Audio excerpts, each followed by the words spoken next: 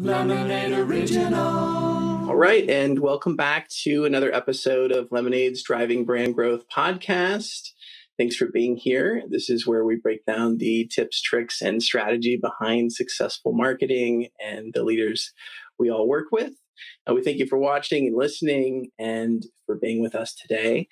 Today I have Roshni Wijayasinha from Prosh Marketing, founder and chief strategist in Canada, and also part of the Forbes Marketing Council. Thanks for being here with us. Thanks so much for having me, Trevor. Absolutely.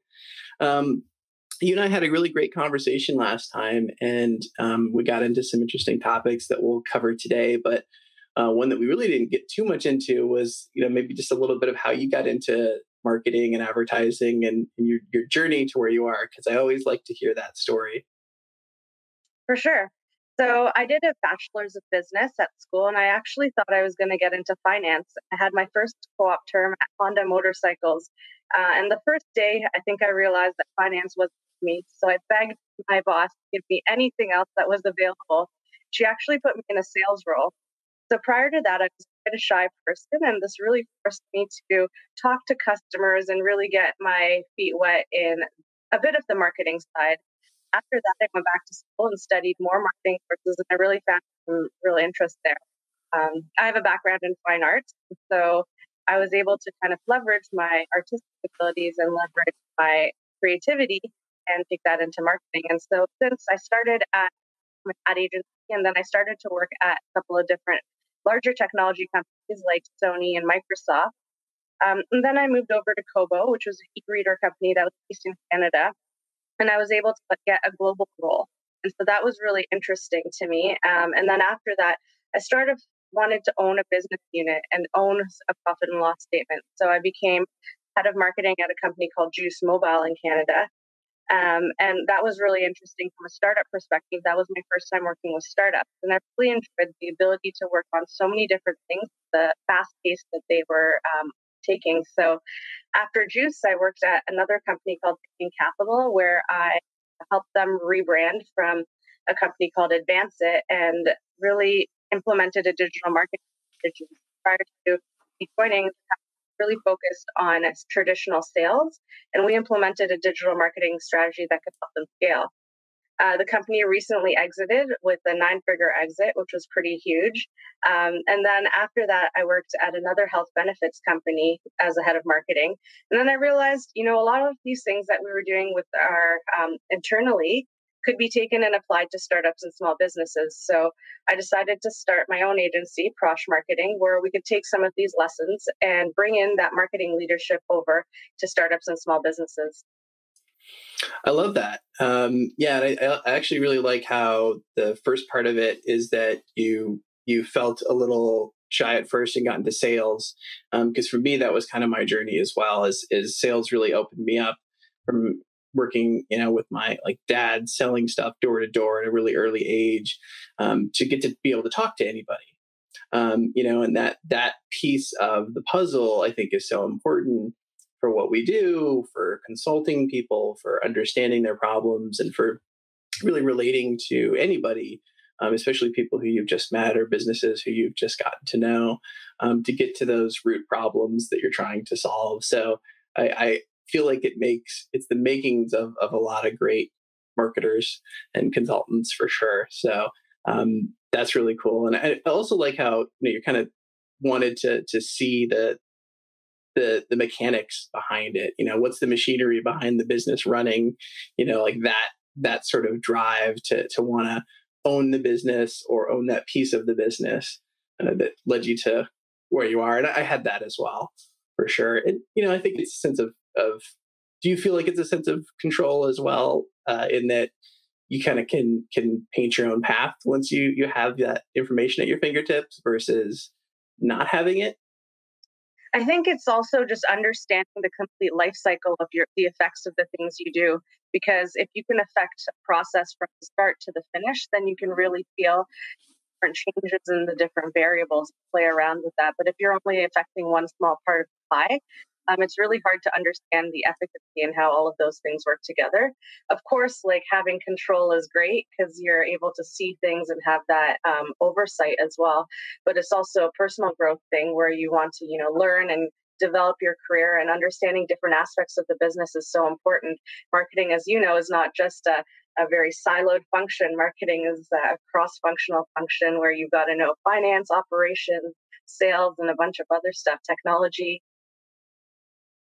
Definitely. Yeah. And I think that's also really interesting, especially in this time we're dealing with now, where all those things are becoming so much more related to where, if your business was doing good and, pre-COVID, you had less to worry about, you didn't really have to focus on a lot of those mechanics and a lot of those pieces that sort of drive how you get to, do your role in the organization. But I think having an understanding of that is so much more valuable now. The value of being, or having that kind of generalist experience. There's a lot of the conversations going around right now of like generalists versus specialists, which I think is really interesting. Kind of curious about your thoughts there. But I think that having had many different types of roles really puts you in a good position for times like now where you're having to understand, how does the cash portion of this work? How does the product work? How does the distribution work? So how do you feel that's really prepared you for this time of uncertainty?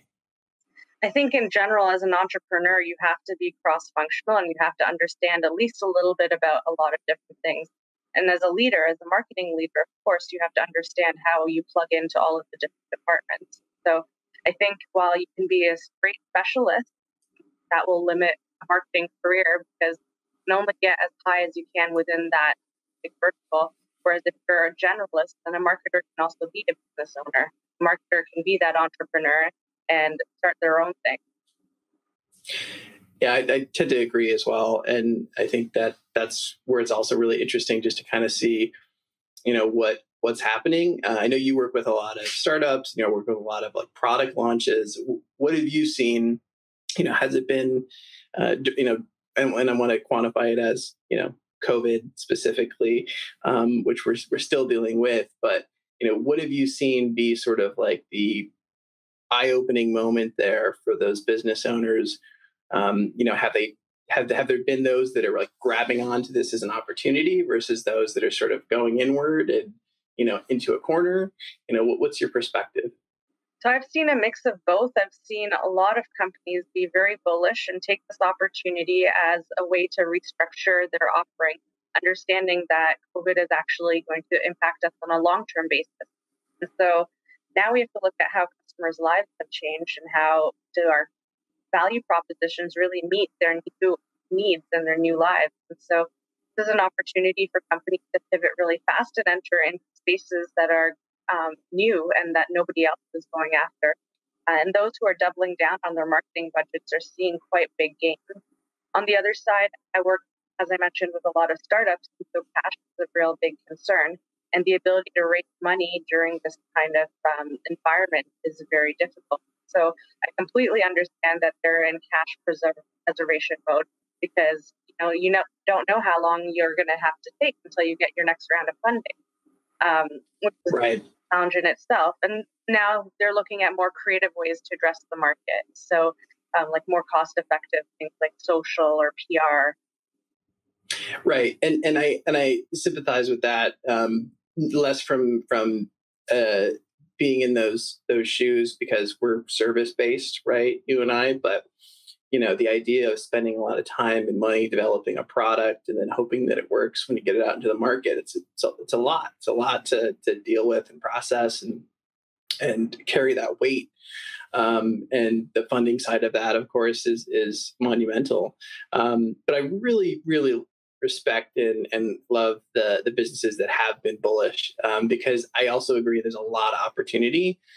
And this is something that's going to be with us for a while. And so finding those opportunities and finding this as a moment, like you said, where you can look at your structure or your product and say, okay, there's a behavior shift. It's happening. It's here. It may also shift again. How do we make something better? How do we deliver something greater? How do we do more? How do we do it for less? Whatever that that value proposition is. How do we deliver on that? How do we make it happen? Because those are the companies that consumers are appreciating the most right now. I'm sure that's Yeah. something you've seen. And I mean, now is the time where people are begging for attention because they're not really getting that attention from traditional ad spends. And so if you can find a unique way to reach out to your customer that's obviously not looking like a cash grab, because people are very sensitive right now to selling as well. You can find that right message, then really take this opportunity to make deeper relationships. Is there anything you've seen, a good example of that, whether it's a client or just a brand in the market that you think has done a good job? Yeah, actually, Cottonelle had started this Share a Square campaign where they had the opportunity to cash grab when everyone was stocking up on toilet paper.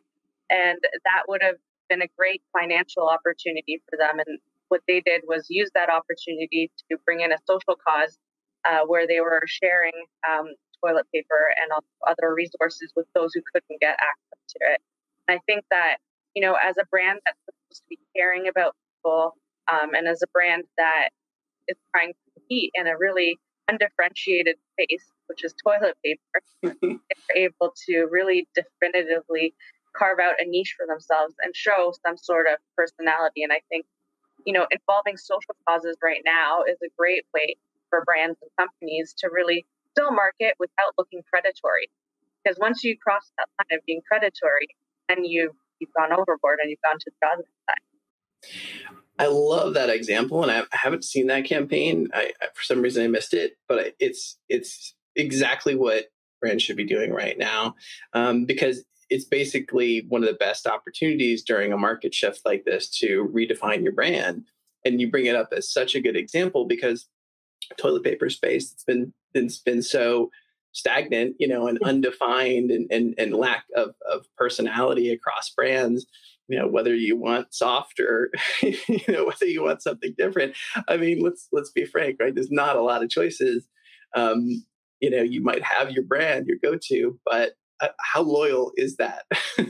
how big is the brand loyalty there? Especially when all of a sudden there's like not a lot of choices on the shelf. So doing something like that, even if it's the long game, to go, that's who I'm going to pick when I have a choice again. I think that's super smart. And I mean, brands like that should have some reserves to get through these times. So they shouldn't be playing that short cash grab game anyways, because it's not going to pay off. Yeah, and I mean, this could have been a great opportunity to just spike their sales as well because they knew that their product was in demand and it's a necessity. Right. But then instead of forcing people to just buy and taking advantage of that, they've turned that opportunity into something great that they've done with their customers as well. Yeah, and I think we've seen that too, working on a lot of social media accounts, paid side as well, but on the organic side, seeing that as an opportunity to understand the customer a bit better and look at, okay, engagement's been low. How do we increase that? How do we bring stories that people care about? How do we not just post, pretty pictures, and actually deliver content that people are desperate for? Like you said, people are hungry.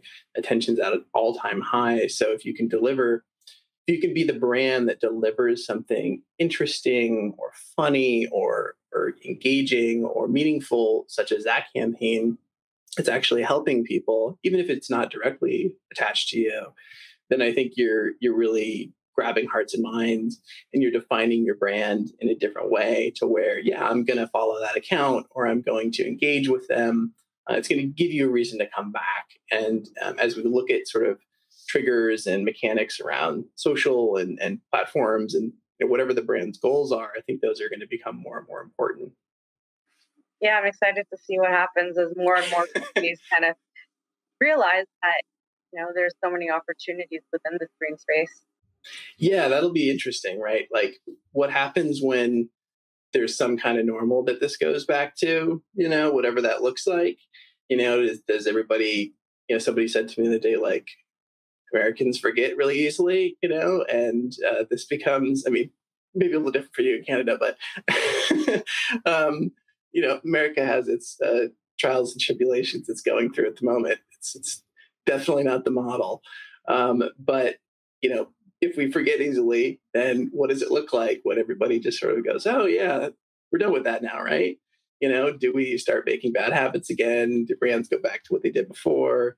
They stop doing the cool, great, meaningful things that they did during this time, or the ones that really picked a good path kind of end up beating out the ones that didn't. I do think that consumer behavior is changing to be more socially minded, though, even within the content sphere. And even before this started, I've seen that, social causes and really tying yourself to a greater purpose or greater good is what the audience are looking for. And so people are thinking about the sourcing of their product, where are things coming from, who are involved with making those things, are they all ethical? That's been a really interesting shift as well. So how involved does your team get in that part of the process? Because I know you mentioned a lot of your clients are in the product space. I'm sure that has different definition, but how much of that is a piece where you're consulting on kind of everything leading up to the product actually getting made versus the product getting to the consumer? So we work on all sorts of marketing strategy. A lot of it is product go-to-market and product launch. But then once you launch the product, it's also general marketing strategy and how do you maintain your numbers, and so overall sales and how do we get there. And so a lot of the time you have to revisit your strategy. Strategy is never, as you know, a set it and forget it game. And so the strategies that you had when you went to market may have evolved now with your customers and with the changing market. So and that could be 30 days later. I actually just had a strategy reset with one of our clients where they had a plan and that was their 5-year plan, and everything now changed this January. So it's like you've always got to look at what are your customers thinking about, how are they moving, and how do we continue to stay relevant. And that's the tough part, right? Is being willing to realize that these things you think are long term, that takes so long to get to that place of feeling really good about that plan, can change on a dime. And just viewing those as opportunities to say maybe it wasn't for whatever reason, but we need to figure out the reason why it wasn't and pivot. And that's kind of the name of the game for startups, right? Is like if you can make that successful pivot, then you can outlast and you can succeed. So yeah, and I think that's also like the importance of like flexibility in marketing, even at a large company. I've worked at Sony, for example, and if you kind of go in with a certain plan, something may not work. I remember working on a handset launch, and the marketing strategy globally was to mass market the product. And a month into the product launch, we started to notice that we were having our sales were not meeting the goals, and so maybe there was an opportunity to get more niche and more targeted. And so we had to adapt. We had to create in our local market in Canada. We created our own marketing content that we were able to adapt.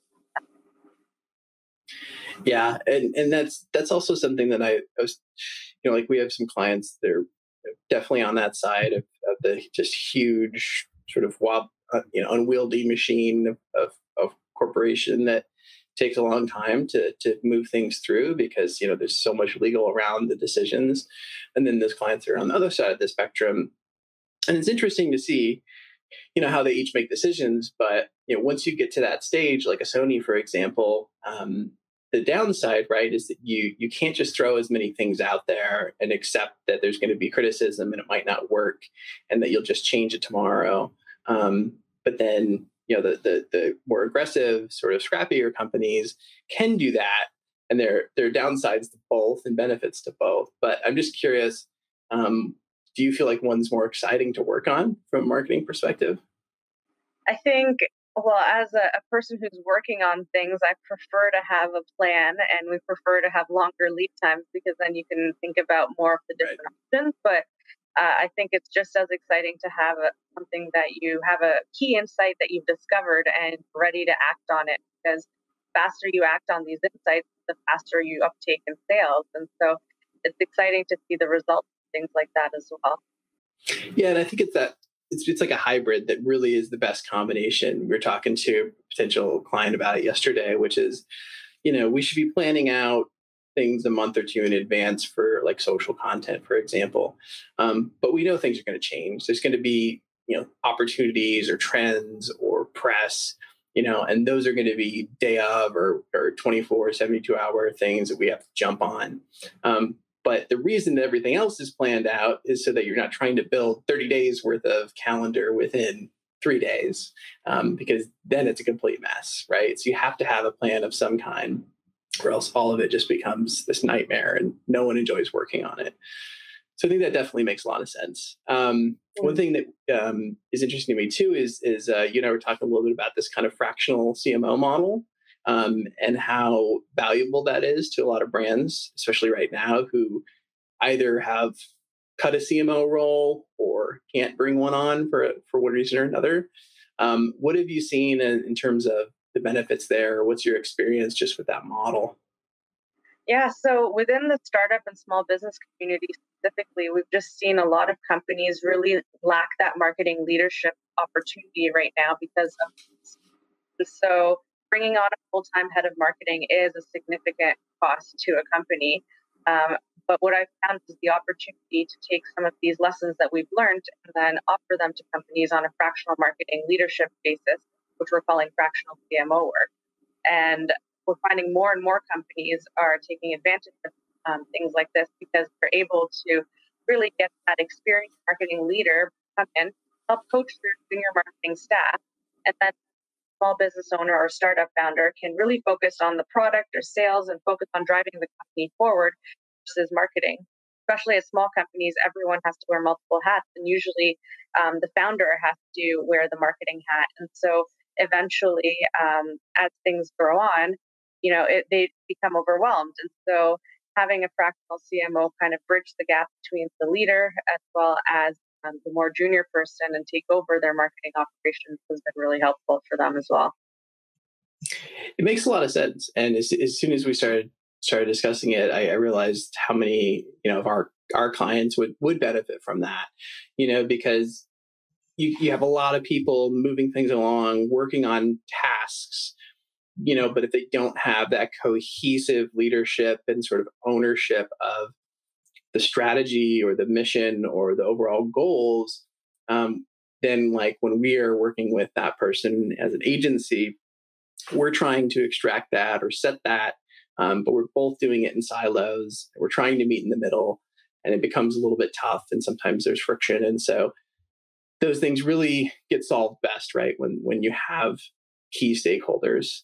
So I definitely like that model. I'd like to see more companies follow it. How does that relate to, you talk a lot about like insourcing versus outsourcing, and it sounds like you've done a lot of work with like when to make those decisions. I'd love to learn more about your process. How do you get there? Is there a process that you take clients through? Yeah, so as a fractional marketing CMO, we also have to evaluate the team structure and how are the companies going to execute on these marketing strategies and plans that we provide. And often the question is now, how do I get this done? Who do I need? And so you can always bring in people internally and you can always supplement with agencies, and there's a fine balance. And so I usually take companies through the exercise of thinking, what are your core competencies and what are the core activities that are going to build your marketing strategy and marketing activities? And so for some companies, that's a digital strategy and it's a AdWords strategy. And so they need someone who's really fluent in something like that. Some companies, they're more about communications and brand, and that's how they're going to move the needle. And therefore, they'll need a different talent. And so we look at what are the core activities that need to be in-house, and then where do you need an expert? And oftentimes, hiring an expert can be quite expensive. But hiring a part-time expert, like a part-time CMO or a part-time copywriter, etc., is more valuable because you get their expertise. They can give you better quality. They can move faster. And at the end of the day, you get a better product. And so I always recommend, if you need areas of expertise, if you're not a giant company that can hire 8 million experts, then leverage experts in the community. So leverage agencies, partners who can bring in that expertise, and then supplement that with generalists for in-house. We're able to manage that, bring it all together, and tie in some business strategy as well. Yeah, I think it makes a lot of sense. I mean, even as an agency, we have our core group, then we have our contractors, and we have different types of contractors, right? Specialists or subject matter experts. And, it depends what we're working on, right? It depends if it's really just we need more people, more muscle to move things along, or if we really need that expert. And so I think that's great because it's really hard to get to that point of making those decisions. And it's really easy to make the wrong decisions and think, by looking at a resume or, someone's background or LinkedIn, that they're the fit, right? I'm curious how you go deeper to understand fit, because there's, and maybe this is more on of a longer term, but even with contractors, because that can be months on end, right? How do you go about finding that not just expert fit, but cultural and sort of, process fit? So I think the first fit, without even knowing very much about the person, is making sure we have skills alignment with needs that are required in house. And so I think a lot of times people have got their resume, but the resume only says a certain amount. And so it's really important to do those reference checks and talk to those people's managers or previous colleagues and really understand, do they have the skills and have they done work like this before? And then while you're talking to those colleagues, you can kind of get an idea of personality. And I think, as you mentioned, cultural fit is so important at every organization.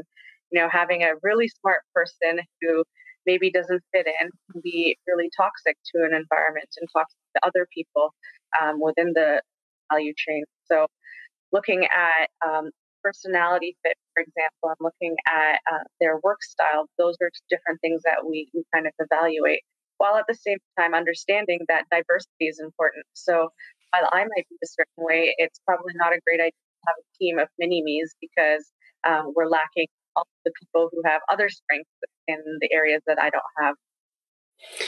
No, I think that's great. And, we recently started hiring more based not just on those things, because a lot of those things you mentioned are table stakes, but I think you also just mentioned something really, really good that I know I've definitely not taken the step to do before of calling those past employers. For whatever reason, sometimes that feels like a weird thing to do, or sometimes it seems like something that might take time that you don't have. More people should do it. So I think that do you see that Yeah, people I've been miss that really step? excited about some hires, and then the minute I talked to their former bosses, I've backed away, and vice versa. I've felt on the fence about certain people. And the minute I've talked to the colleagues, they've really explained themselves. It's really hard to kind of gauge people at an interview because they're always either telling you what you want to hear, or sometimes some people just don't interview well. And so kind of getting a 360 view of that person is really important. And another question that I love to ask is, tell me three words your friends would tell you about, and tell me three words your friends would describe you as, and three words your boss would describe you as, because everyone really focuses on what their boss would say, and they give you the standard, hardworking, dedicated, and attention to detail. But then what their friends would tell you about them really tells you about a person. Yeah, that's true. Yeah, and it's funny because you can't go talk to those people. But it's good. It's good to see their point of view of how their friends would see them as well. Yeah, and most people will take a different seat, right? When you ask them that question, kind of sit back and think about their friend group. That's really interesting. Yeah, and I also think there's an idea that we just started to focus more on too, which was we set your core values as a company, and then sometimes you forget to come back to how important they are. So we've recently just started thinking about those more as hiring basics. Even though they're just 4 or 5 words, and they have a sentence behind each of them. What does it mean? What does it really mean? And how does it drive our company forward? And hiring based on those and asking, is this person collaborative? Is this person fun? Is this person, these things that we've come up with, and why we came up with them. It goes deeper than what's on paper there. But it gave me a totally different perspective. Yeah, for sure. Yeah. So that's been fun as well. Has there been anything else just in this new environment that you've seen sort of as a a wake up call or, an interesting kind of hack to getting through this, whether it's, marketing, whether it's personal. I'm just kind of curious off the cuff. Yeah, I think I've seen a lot of companies really start to listen to their customers and take this opportunity to ask people what they think. It's And a bold idea. yeah, it hasn't happened. I feel like everyone's had their marketing plans on go. And so it's always like, here's what I have to say, here's what I have to say. And it's really been push marketing for a little bit. And this has really caused people to take a step back and think about, are they still meeting the needs of their customers? Are they still aligned with what's going on in the marketplace? Do they still have a competitive differentiation? And does that even matter to people anymore? And so, like, looking at this kind of these questions really causes a lot of existential kind of thinking, right? Like, what am I here for? Where are we going? So that's been a really interesting thing to see so many different companies reevaluate the raison d'etre and really kind of look back at their mission and see, even if this is not the path that we've been going on, what path can we go on? And that's been like a real big eye opener to see some people really shake things up. Wow. Yeah, we've definitely seen that too. There's more surveying. There's more. Even a lot of our clients are doing more one-on-one calls with customers, which is great. Because usually you're just kind of writing that off as stuff you're too busy to do, or that, to your point, if you're hitting those goals, you feel like that's not necessary, right? And if you feel like you've kind of achieved something, maybe those are fallbacks when there's a problem. And the bigger you get, the easier it is to not do those things, right? And so it's so valuable, and you still have to take it in these sample sizes and kind of relate everything. But we've definitely seen some customers shift their product, their pricing, their marketing strategy. I mean, a lot based on that. And it's really how it should go, right? I mean, that's why as soon as you said it's like, it's a bold concept, but it makes sense. Everybody should be doing it. It's just kind of crazy. So I think in general, it's like taking a step back. COVID's forced everybody to really be on their game, kind of separate the real players in a lot of ways, aside from all the really tough parts about this. And that's the opportunity. And I think as business owners, as marketers, that's really where I hope everybody focuses their time and their effort, because there is a really powerful way through this, and it is going to challenge everybody and kind of keep them on their toes. So I'm optimistic about the future. What about you? Yeah, me too. I think out of necessity breeds so many opportunities and brings so much chance for people to be creative. Even with your marketing budgets cut, there's so many other things. And so when you're backed into a corner, there's so many different kind of ways that you could go about it. And I think that's the resilience of companies, and you can come up with new ways and more creative ways now that you have a leaner budget to reach your customers. And those might even be more effective than the traditional ways that you were originally thinking about.